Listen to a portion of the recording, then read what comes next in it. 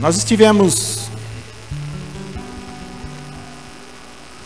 anteontem, se eu não me engano, em mais um velório. E Deus nos livre e nos guarde, né? Mas pelo amor de Deus, quantos velórios nós fomos esses últimos dias. Misericórdia de Deus. Mas é interessante porque quando a gente vai num lugar como esse, a gente começa a olhar a nossa vida, na verdade. A gente começa a ponderar. Salomão, quando escreveu Eclesiastes, ele foi muito sábio nos conselhos que ele deixou aqui para o seu filho, e que nós podemos tomar para nossas vidas hoje. E é interessante porque quando você vai a um velório, você vê ali que Deus está certo e nós estamos completamente errados. Ali se vê o fim dos homens. Eu conversava com a Gi lá no velório e a gente começa a ponderar as coisas, né? Começa a arrazoar as coisas. E eu falei para a Gisele: Gi, você acha que aquela pessoa ali está preocupada com a conta que ela vai pagar amanhã? Está preocupada com a casa, se está limpa, se está suja? Está preocupada se o carro é do ano ou não? Está preocupada se vão achar que a casa dela é bonita ou feia? Se a casa dela é pequena ou grande? Se ela tem que trocar de casa, trocar de carro, trocar de roupa? Aí a gente fica, né, meditando no nosso coração. Nós gastamos todas as nossas energias, todas as nossas forças com coisas que vão ficar aqui. Nós não nos preparamos para estar lá. Nós nos preparamos para brigar, lutar, xingar, bater, mas não nos preparamos para a nossa partida, porque não se engane, ninguém vai ficar para semente. Não se engane, a minha hora vai chegar, a sua hora vai chegar, cedo ou tarde. Eu fui num velório de um moço de 41 anos, fui no velório de uma senhora de 81 anos. A diferença só foi o tempo, mas que a gente costuma dizer, né? Jesus voltou para todos. Nós esperamos o arrebatamento, é claro que queremos ver o arrebatamento e coisa e tal, e arrebatamento, mas vamos considerar que Jesus pode voltar só para mim. Jesus pode voltar só para outro. Jesus pode voltar, nos buscar a qualquer momento. Como o pastor Cláudio Duarte fala, todo mundo tem uma senha invisível que ninguém sabe o número. E a hora que grita o número lá, é você, pronto, acabou, você já foi. Aí tudo que você lutou, tudo que você batalhou, tudo que você brigou, chorou, esperneou, quebrou o pau, vai ficar. Mas aquilo que você não se preparou muitas vezes, é o que você vai encarar lá em cima. Nós ficamos olhando assim as pessoas, e eu gosto muito de observar, sou uma pessoa muito observadora, tenho 2 olhos, 2 ouvidos gigantes, bem grandão, e uma só boca. Então eu gosto muito de ouvir e gosto muito de ver e observar. Costumo observar muitas coisas. E aí eu estava olhando assim, né, dando uma passadela de olho assim, naquela multidão que estava lá, né, tinha bastante gente.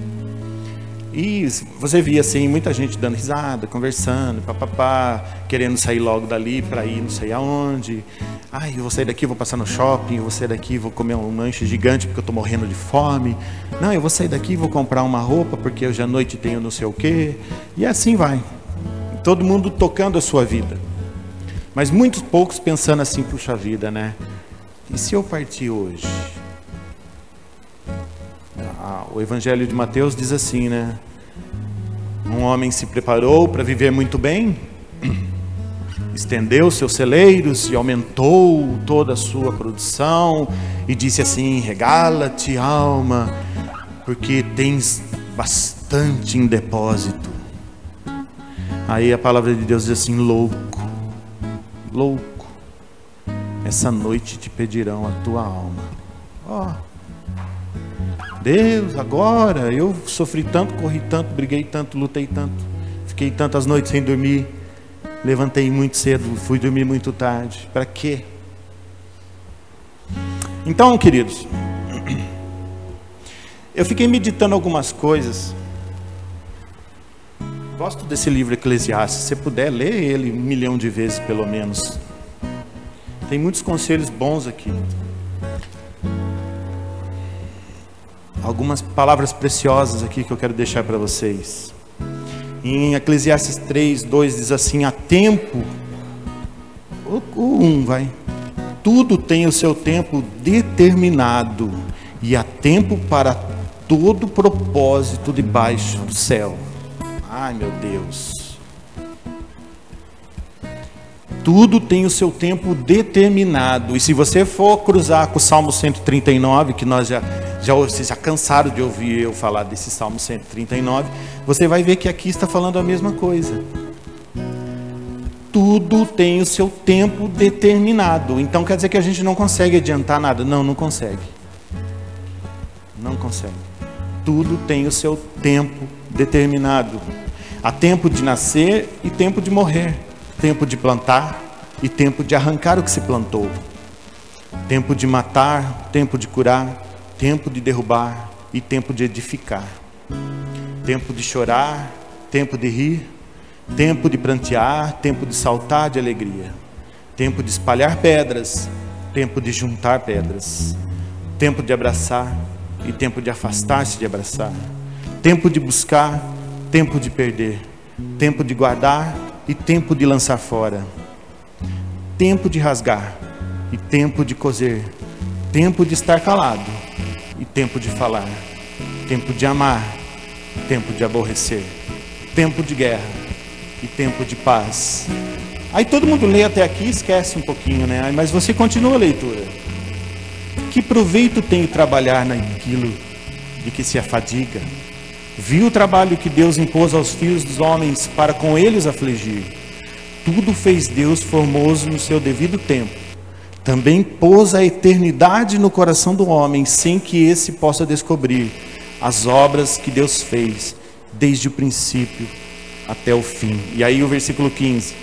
O que é, já foi. E o que há de ser, também já foi. Deus fará renovar-se tudo o que se passou.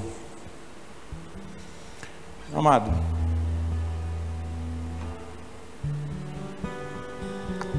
a gente entende que Deus tem um propósito para cada um de nós. E a gente já tem falado isso várias vezes aqui, diversas vezes nós temos comentado sobre isso. Mas como vamos atingir esse propósito, como vamos atingir isso que Deus determinou para cada um de nós, como vamos chegar até lá, isso é conosco. Nós podemos sim atrasar, atrapalhar.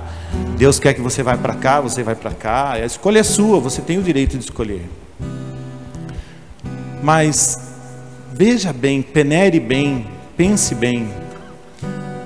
O que você está fazendo, para quem é? O propósito de Deus para a sua vida nunca é diretamente para você, é para alguém. Sabe, a gente tem dificuldade de entender isso. Não é fácil, mas eu vou dizer uma coisa para você. Aquilo que Deus coloca na tua mão não é para você. É difícil a gente entender isso. É muito complicado. Mas pensa bem. Uma vez eu estava lendo uma coisa que me chamou a atenção. Tudo que Deus coloca na tua mão é para que você reparta com alguém. Inclusive Eclesiastes também tem um texto sobre isso. Depois eu vou ler para você. Que está aqui no capítulo 11. E eu estava assim, meio que eu e Deus discutindo ali, né? Eu gosto de ficar naquela coisa assim, eu e Deus, né? Eu estava pensando cá com os meus botões. Eu falei, Deus, Se o que a gente tem é para repartir com quem não tem, Deus, espera aí. O que vai acontecer? Vai chegar uma hora que você não vai ter com quem mais dividir, porque eu dou um pouco do que eu tenho para alguém que está com necessidade, o irmão dá um pouco para lá, o outro dá um pouco para lá, o outro dá um pouco para lá. Daqui a pouco não tem mais quem a gente ajudar. Olha como eu sou ignorante, né? Falei, Deus, daqui a pouco eu não vou ter mais para quem ajudar, uai, todo mundo vai ajudar o próximo, e daqui a pouco nós não vai ter mais quem ajudar. Ué, a igreja, 40 milhões de brasileiros, se cada um ajudar seus amigos, seus parentes, quer dizer, já fechou o Brasil. Nós não vamos mais ter quem ajudar. Daqui a pouco, vou ajudar quem? Ah, o irmão já está abastado, o irmão também, não tem necessidade de nada, Isso eu, na minha vã concepção, tá? Mas parece que foi engraçado. Aí a resposta do Espírito Santo foi essa assim: é que ninguém está disposto a dividir nada com ninguém. A verdade é essa.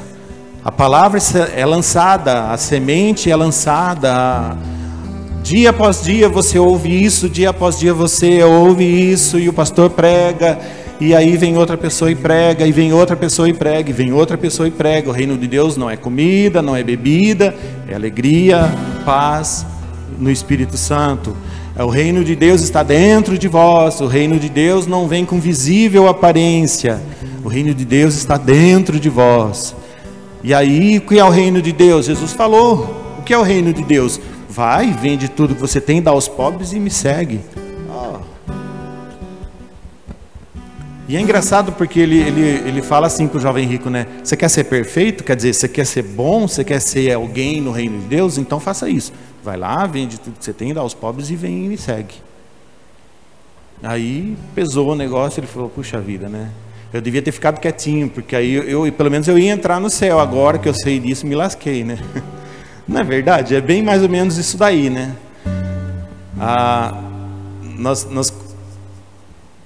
Eu e Deus, né? De novo. Enquanto você não sabe, você é inocente. Você é inocente.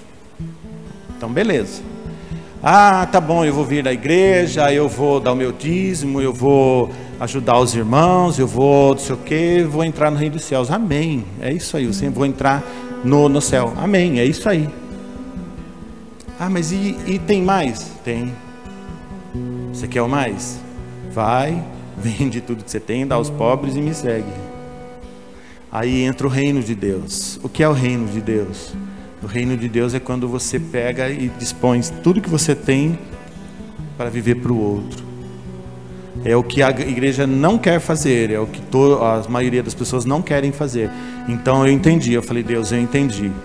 Porque a gente tem dificuldade em deixar algo que é nosso. A gente tem dificuldade em abandonar algo que é nosso. Por exemplo, eu conheci um pastor que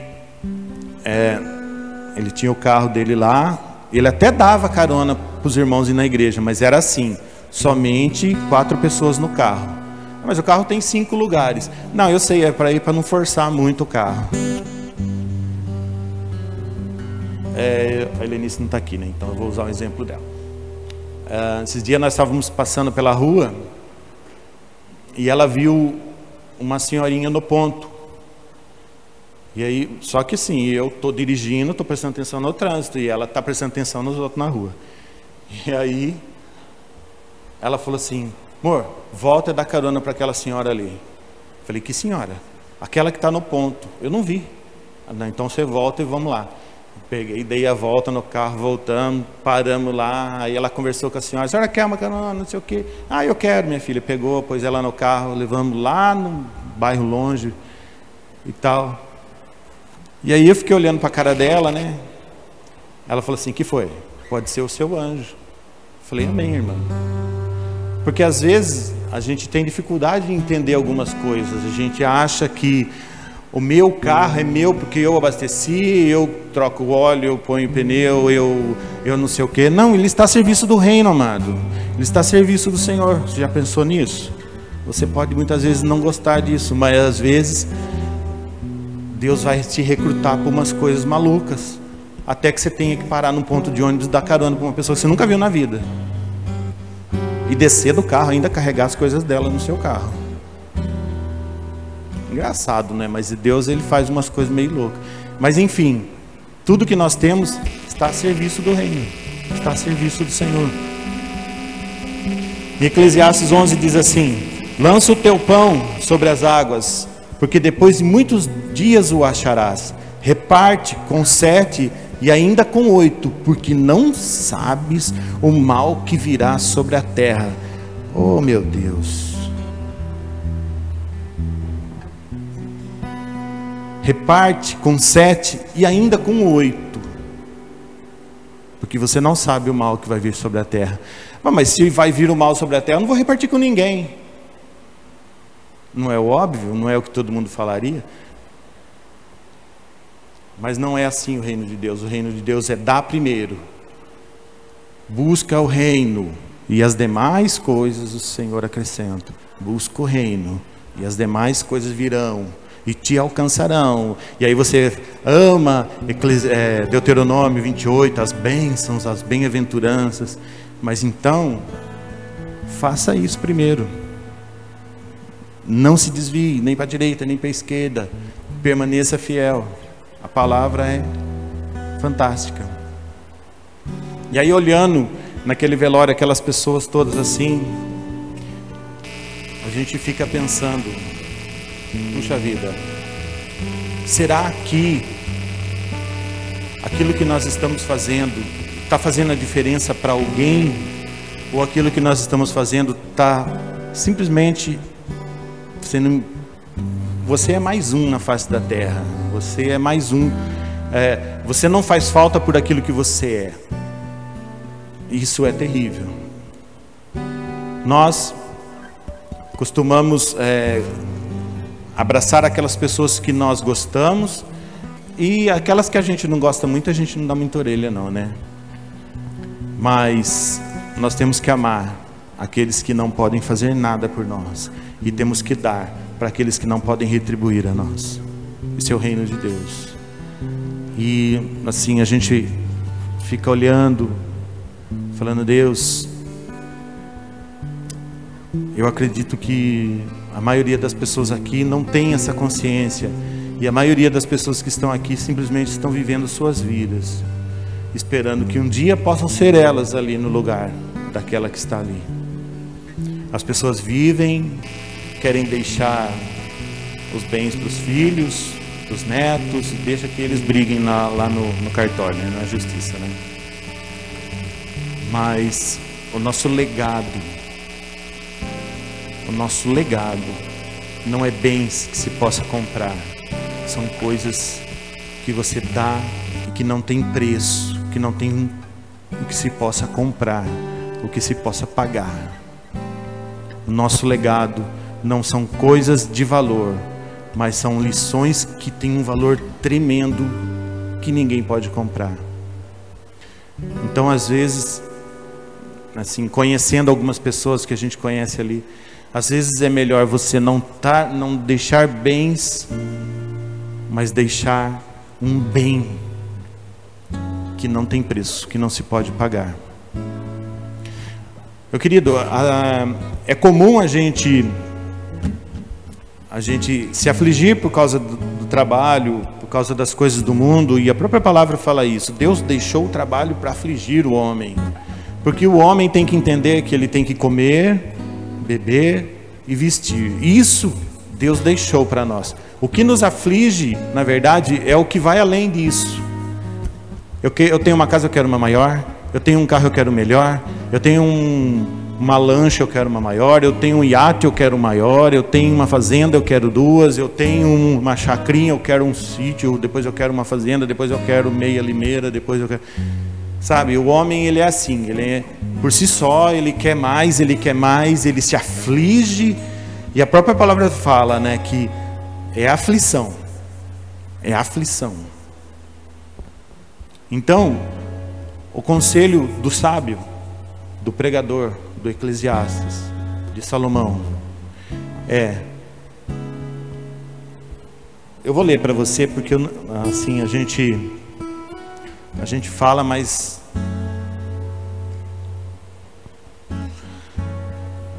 é melhor você ouvir o que a própria palavra de Deus diz. E o pó volte à terra como era, e o espírito volte a Deus que o deu. Vaidade de vaidade, diz o pregador, tudo é vaidade. E o versículo 13 do capítulo 12 diz assim: tudo que se tem ouvido, a suma é: teme a Deus e guarda os seus mandamentos, porque isto é dever de todo o homem. Porque Deus há de trazer a juízo todas as obras, até as que estão escondidas, quer sejam boas, quer sejam más. Então, o conselho de Salomão que eu gostaria de deixar para vocês: vive a sua vida da melhor maneira possível. Coma, beba, se divirta, trabalhe, procure sempre o melhor. Mas não esqueça, tudo que nós fazemos na face dessa terra, a gente dará conta. E tudo que você faz, Deus está observando, Deus está anotando. E mais dia e menos dia, tudo vai ser revelado. Quer sejam boas, quer sejam más, as nossas obras serão reveladas. Então, queridos, o que eu quero deixar para você nessa noite é isso. Se você tem disponibilidade para isso, amém, participe dos cultos, sabe, esteja na igreja, procure mais, saber mais de Deus, conhecer mais a Deus, ter intimidade com Ele. Porque às vezes a gente fala e as pessoas torcem o nariz, falam: que negócio que é esse de lugar secreto? Que negócio que é esse de ir mais fundo? Sabe, mas são coisas e experiências que você só adquire tendo, fazendo e vivendo. Não troque a sua família, o estar com a sua família por qualquer outras coisas. É o seu bem maior. A família é o seu bem maior. É a sua primeira igreja, é o seu ministério primeiro. A sua família é o seu legado. Mas se você pode, esteja na casa do Senhor, esteja à disposição, procure ajudar, procure o pastor, fala: o que eu posso fazer? Procure ser útil na casa de Deus. Amém, isso é muito bom. Mas de tudo isso que nós falamos aqui, o que é mais importante é: teme ao Senhor em tudo aquilo que você vai fazer. Teme ao Senhor. Temer ao Senhor não é ter medo de Deus, não é isso.